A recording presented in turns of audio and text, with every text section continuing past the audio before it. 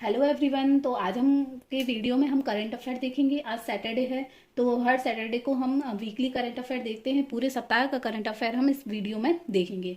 तो आइए हम वीडियो की शुरुआत करते हैं। वीडियो शुरू करने से पहले आप प्लीज़ मेरे चैनल को सब्सक्राइब करें। यदि वीडियो पसंद आता है तो आप प्लीज़ चैनल को लाइक करें, जिससे आप और भी इसी तरीके की वीडियो देख पाएंगे।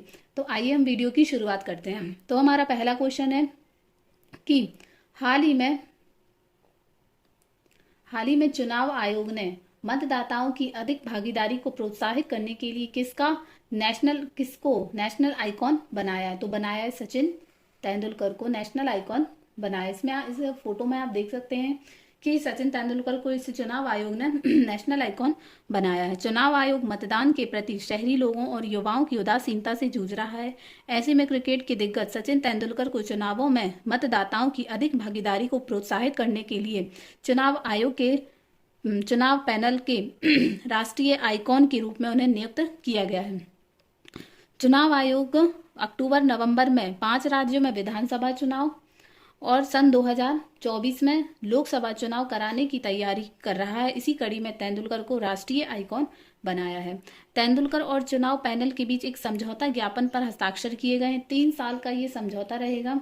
यानी इस 3 साल के समझौते के तहत सचिन मतदाताओं के बीच मतदान के लिए जागरूकता फैलाएंगे। सभा को संबोधित करते हुए तेंदुलकर ने कहा कि भारत दुनिया का सबसे बड़ा लोकतंत्र है और अपने मताधिकार का प्रयोग करना हमारी प्रमुख जिम्मेदारी है। उन्होंने कहा था कि अपनी दूसरी पारी में वह भारत के लिए बल्लेबाजी करना चाहते हैं।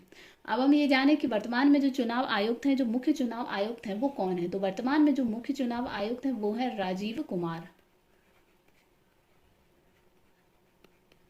राजीव कुमार ये है राजीव कुमार वर्तमान में मुख्य चुनाव आयुक्त हैं और उन्होंने ही उसे राष्ट्रीय आइकॉन नियुक्त किया है। दूसरे क्वेश्चन की तरफ हम चलें तो हमारा सेकंड क्वेश्चन है कि हाल ही में कहाँ 15वां ब्रिक्स शिखर सम्मेलन 2023 आयोजित किया गया। तो ये साउथ अफ्रीका में आयोजित किया गया। 15वें नंबर का ये ब्रिक्स शिखर सम्मेलन था। हाल ही में दक्षिण अफ्रीका द्वारा जोहान्सबर्ग में यानी साउथ अफ्रीका के जोहान्सबर्ग में 15वें ब्रिक्स शिखर सम्मेलन का आयोजन किया गया। भू राजनीतिक परिवर्तनों और वैश्विक आर्थिक गतिशीलता की पृष्ठभूमि में इस सम्मेलन का काफी महत्व है। विशेष रूप से यह शिखर सम्मेलन वर्ष 2019 में कोविड-19 महामारी के बाद यह पहली व्यक्तिगत बैठक है। 15वें ब्रिक्स शिखर सम्मेलन का विषय था ब्रिक्स और अफ्रीका पारस्परिक रूप से त्वरित विकास, धारणीय विकास और समावेशी बहुपक्षवाद के लिए साझेदारी। अब हम 15वें ब्रिक्स शिखर सम्मेलन की प्रमुख बिंदुओं के बारे में जाने। मुख्य बिंदुओं की क्या क्या रहे।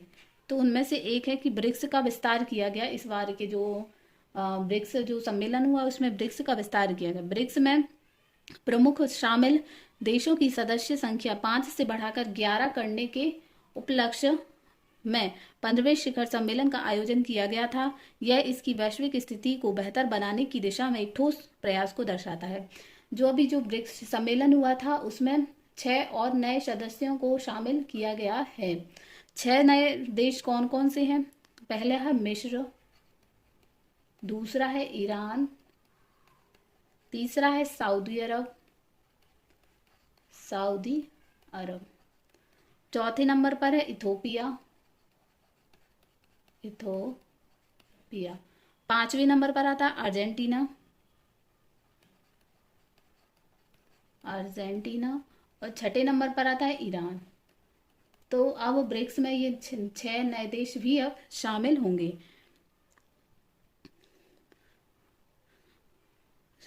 और इन देशों के ब्रिक्स में शामिल होने से मध्य पूर्व अफ्रीका व दक्षिण अमेरिका में समूह का प्रतिनिधित्व बढ़ गया है। इनकी पूर्ण सदस्यता जो है वो 1 जनवरी 2024 से प्रभावी होगी। अब हम इसकी पृष्ठभूमि के बारे में जाने, इसकी कुछ हिस्ट्री के बारे में जाने। तो जो ब्रिक्स है उसकी जो स्थापना थी, ब्रिक्स की स्थापना जो थी वो हुई थी 2001 में ब्रिटिश अर्थशास्त्री जिम ओनील ने ब्राजील, रूस, भारत और चीन की इन 4 उभरती अर्थव्यवस्थाओं का वर्णन करने के लिए सबसे पहले ब्रिक की स्थापना की थी। पहले इसका नाम ब्रिक हुआ करता था। इससे ब्राजील, रशिया, इंडिया और चाइना। उसके बाद दिसंबर 2010 में दक्षिण अफ्रीका को ब्रिक में शामिल होने के लिए आमंत्रित किया गया, जिसके बाद इस समूह का नाम पड़ा ब्रिक्स। तो ये जो एस है वो साउथ अफ्रीका का एस है। तो ये था ब्रिक्स के बारे में। नेक्स्ट क्वेश्चन है हमारा कि हाल ही में किस अवार्ड से 5 भारतीयों को सम्मानित किया गया है। तो उस अवार्ड का नाम है international young eco hero award 2023। दुनिया भर के माथे पर बल डालने वाली पर्यावरण संबंधी चुनौतियों से निपटने की राह दिखाती अपनी छोटी छोटी कोशिशों की वजह से 5 भारतीय किशोरों ने 2023 का international young eco hero award 2023 award जीता है। इसमें मेरठ की ईहा दीक्षित, बेंगलुरु की मान्या हर्षा और दिल्ली के निर्वाण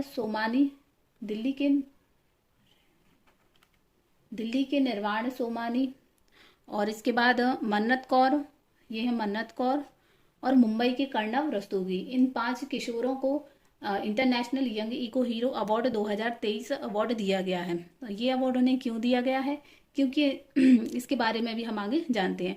अमेरिका का एक गैर लाभकारी संगठन एक्शन फॉर नेचर पिछले 20 सालों से 8 से 16 वर्ष के बच्चों को पर्यावरण के संरक्षण के लिए प्रोत्साहित करने के उद्देश्य से ये अवार्ड देता है। 4 साल की उम्र से ही पौधा लगा रही थी ये ईहा दीक्षित जो है वो मेरठ की हैं और वो प्रतियोगिता में उन्होंने पहला स्थान हासिल किया है। तो प्रतियोगिता में पहला स्थान हासिल करने वाली ईहा दीक्षित जब वह 4 वर्षीय की थी तब से ही पौधे लगा रही। उन्होंने कुछ स्वयं सेवकों के एक समूह के साथ मिलकर अपने शहर मेरठ में लगभग 20,000 से भी अधिक पौधे लगाए हैं। उसके लिए उन 5 किशोरों को सम्मानित किया गया है। नेक्स्ट क्वेश्चन है हमारा कि 69वें यानी 69वें राष्ट्रीय फिल्म पुरस्कार में बेस्ट फीचर फिल्म का अवार्ड मिला है film rocketry the Nambi effect को। 69वें राष्ट्रीय फिल्म पुरस्कार विजेताओं की जो सूची है वो 24 अगस्त 2023 को जारी की गई। भारत में सिनेमा जगत के कलाकारों को उनके उत्कृष्ट प्रदर्शन के लिए राष्ट्रीय फिल्म पुरस्कार से सम्मानित किया जाता है। इसमें जो बेस्ट एक्टर का अवार्ड मिला है, सबसे पहले तो जो बेस्ट फीचर फिल्म का अवार्ड मिला है वो मिला है the rocketry the Nambi effect को। बेस्ट एक्टर का अवार्ड मिला है अल्लू अर्जुन पुष्पा मूवी के लिए। इनकी पुष्पा मूवी के लिए दिया गया है। बेस्ट एक्ट्रेस का अवार्ड मिला आलिया भट्ट को उनकी गंगूबाई काठियावाड़ी फिल्म के लिए और कृति सेनन को उनकी मिमी फिल्म के लिए दिया गया है। इसके बाद राष्ट्रीय एकता पर बेस्ट फीचर फिल्म के लिए नरगिस दत्त जो पुरस्कार है वो मिला है द कश्मीर फाइल्स को। ये जो पुरस्कार है यानी भारत में प्रसिद्ध राष्ट्रीय फिल्म पुरस्कार है, इसकी शुरुआत हुई थी सन 1954 से में शुरू किया गया था। इस पुरस्कार सम्मान समारोह को भारत सरकार के फिल्म समारोह निदेशालय द्वारा आयोजित किया जाता है। नेक्स्ट क्वेश्चन है हमारा चांद के साउथ पोल पर लैंडिंग करने वाला भारत का पहला देश बन गया है भारत। ये अभी हाल ही में बहुत चर्चा में रहा है और इसे हम सभी जानते हैं। इसकी कुछ हम डिटेल्स के बारे में हम पहले जान लेते हैं। साउथ पोल पर लैंडिंग करने वाला भारत पहला देश बन गया है। चंद्रयान 3 ने बुधवार शाम 5:44 पर लैंडिंग प्रोसेस शुरू की थी और शाम 6:04 पर चंद्रयान 3 के लैंडर ने चांद पर अपना पहला कदम रखा। चांद पर पहुंचकर चंद्रयान 3 ने मैसेज भेजा, मैं अपनी मंजिल पर पहुंच गया हूं। देश चांद के इस इलाके में उतरने वाला दुनिया का पहला और उसकी सतह पर सफल सॉफ्ट लैंडिंग करने वाला दुनिया का चौथा देश बन गया है। यानी कि चांद के साउथ पोल पर पहुंचने वाला तो ये दुनिया का पहला देश है, लेकिन चांद की सतह पर मतलब चांद के किसी भी हिस्से पर पहुंचने वाला यह दुनिया का चौथा देश है। जो अन्य 3 देश हैं वो कौन कौन से हैं? पहले नंबर पर है यूएसए, चाइना और रशिया। इन 3 देशों के बाद भारत चांद पर पहुंचने वाला चौथा देश बन गया है। तो चौथे नंबर पर आता है इंडिया, लेकिन चांद की साउथ पोल पर पहुंचने वाला भारत पहला देश है। भारत को अंतरिक्ष क्षेत्र में यह ऐतिहासिक उपलब्धि ऐसे समय मिली जब कुछ दिन पहले रूस का अंतरिक्ष यान लूना 25 चंद्रमा के दक्षिणी ध्रुव पर उतरने के रास्ते में क्रैश हो गया था। नेक्स्ट क्वेश्चन है हमारा शतरंज विश्व कप के फाइनल में पहुंचने वाले दुनिया के पहुंचने वाले दूसरे भारतीय खिलाड़ी बन गए हैं प्रज्ञानंद। आर प्रज्ञानंद भारत के दूसरे ऐसे खिलाड़ी बने हैं जिन्होंने फिडे वर्ल्ड कप का फाइनल खेला है। शतरंज विश्व कप, फिडे वर्ल्ड कप मतलब शतरंज विश्व कप 2023 के फाइनल में भारत के 18 वर्ष के ग्रैंड मास्टर ने नॉर्वे के मैग्नस कार्लसन से हार गए और उन्हें रनर अप के तौर पर भी उन्हें 50 लाख रुपए से अधिक की राशि मिली। भारत के दिग्गज chess player Vishwanath Anand FIDE world cup का फाइनल मुकाबला खेलने वाले पहले खिलाड़ी थे। इसके बाद अब प्रज्ञानंद यह कारनामा करने वाले दूसरे प्लेयर बने हैं। जो प्रज्ञानंद हैं वह चेस वर्ल्ड कप के फाइनल में पहुंचने वाले तीसरे नंबर के युवा खिलाड़ी भी हैं। ये है आर प्रज्ञानंद। नेक्स्ट क्वेश्चन है हमारा, फुटबॉल के इतिहास में अब तक सबसे ज्यादा ट्रॉफियां जीतने वाले खिलाड़ी बने हैं लियोनेल मेसी। लियोनेल मेसी ने अपनी टीम इंटर मियामी का आगे बढ़कर नेतृत्व किया और लीग्स कप 2023 का खिताब जीता, जो बार्सिलोना से यूएसए जाने के बाद उनकी पहली प्रतियोगिता है। उन्होंने फाइनल में शानदार गोल किया और टूर्नामेंट में कुल मिलाकर उन्होंने 9 गोल किए, जिससे इंटर मियामी को खिताब जीत मिली। इसके साथ ही वह फुटबॉल इतिहास में सबसे ज्यादा खिताब जीतने वाले खिलाड़ी भी बन गए हैं, ये लियोनेल मेसी। उनके नाम कुल 44 खिताब है, यानी उन्होंने कुल 44 ट्रॉफियां जीती हैं फुटबॉल में, और उन्हें इतिहास में सबसे अधिक सम्मानित फुटबॉलर बनाता है। उसके पहले जो दानी अल्विस थे, उन्होंने दानी अल्विस को पीछे छोड़ा है, क्योंकि दानिश अल्वी के पास 43 ट्रॉफियां थी, लेकिन अब लियोनेल मेसी के पास 44 ट्रॉफियां हो गई, इसलिए वो पहले स्थान पर आ जाते हैं। नेक्स्ट क्वेश्चन है हमारा, हाल ही में जारी स्वच्छ वायु सर्वेक्षण 2023 में कौन शीर्ष पर रहा है? तो इंदौर शहर। इंदौर कहाँ है? इंदौर है मध्य प्रदेश में, एमपी में।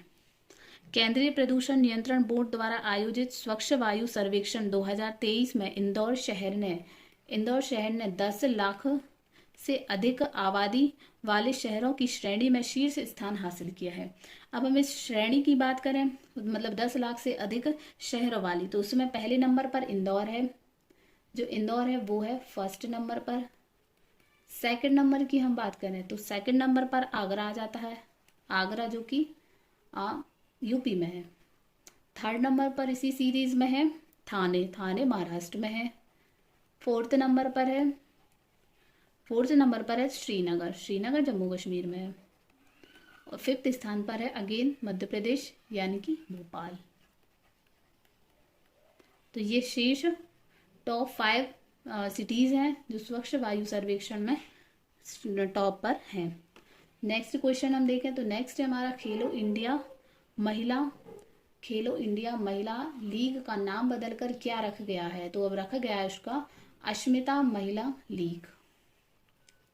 केंद्रीय युवा मामले और खेल मंत्री अनुराग सिंह ठाकुर ने घोषणा की है कि प्रतिष्ठित खेलो इंडिया महिला लीग को अब से अस्मिता महिला लीग के नाम से जाना जाएगा। यह उद्देश्यपूर्ण परिवर्तन लैंगिक समानता को आगे बढ़ाने और खेल के क्षेत्र में महिलाओं की जीवंत भागीदारी को बढ़ावा देने के लिए सरकार की प्रतिबद्धता को दर्शाता है। नया नाम ये जो अस्मिता है, यानी कि अस्मिता महिला लीग, एक गहरा अर्थ रखता है। अस्मिता को हम इंग्लिश में देखें, ASMIT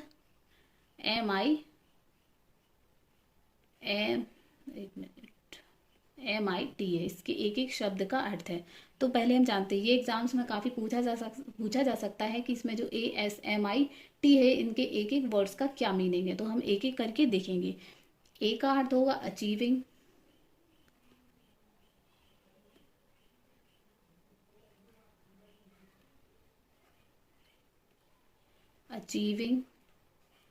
ऐसे होगा स्पोर्ट्स, अचीविंग स्पोर्ट्स।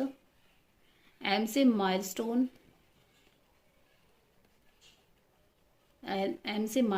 बाय